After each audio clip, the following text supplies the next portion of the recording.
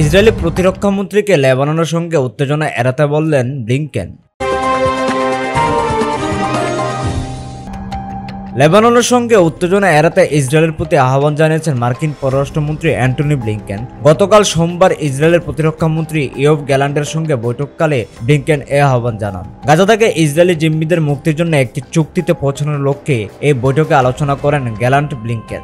ইসরায়েলের প্রধানমন্ত্রী Benjamin Netanyahu সম্প্রতি প্রকাশ্যে যুক্তরাষ্ট্রের সমালোচনা করেন। তিনি বলেন, ইসরায়েলের অস্ত্র সরবরাহ যুক্তরাষ্ট্রে দেরি করছে। ঘনিষ্ঠ মিত্র যুক্তরাষ্ট্রের সঙ্গে সম্পর্ক অস্বস্তির প্রেক্ষাপটে ওয়াশিংটন সফরে যান ইসরায়েলের প্রতিরক্ষামন্ত্রী গ্যালান্ট। তার এই সফরের উদ্দেশ্য হল সম্পর্কে অস্বস্তি দূর করা।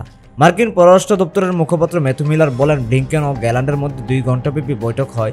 গাজায় থাকা সব জিম্মিদের মুক্তি নিশ্চিত করা সহ ফিলিস্তিনিদের জনগণের ভোগান্তি লাঘবে একটি চুক্তিতে পৌঁছাতে ইসরায়েল ও হামাসের মধ্যে পরোক্ষ কূটনীতি নিয়ে বৈঠকে আলোচনা করেন ব্লিংকেন।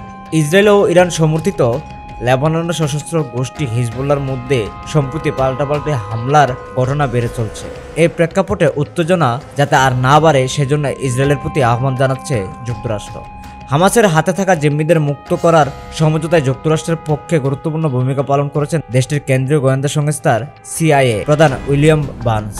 ওয়াশিংটন সফরকালে তার সঙ্গেও সাক্ষাৎ করেন গ্যালান্ট। সিআইএ প্রধানের সঙ্গে বৈঠক শুরুর আগে গ্যালান্ট বলেন, তিনি জোর দিয়ে বলতে চান, জিম্মিদের ঘরে ফেরানোই ইসরায়েলের প্রধান অঙ্গীকার। তাদের ফিরিয়ে আনতে সম্ভাব্য সব প্রচেষ্টা অব্যাহত রাখবেন তারা।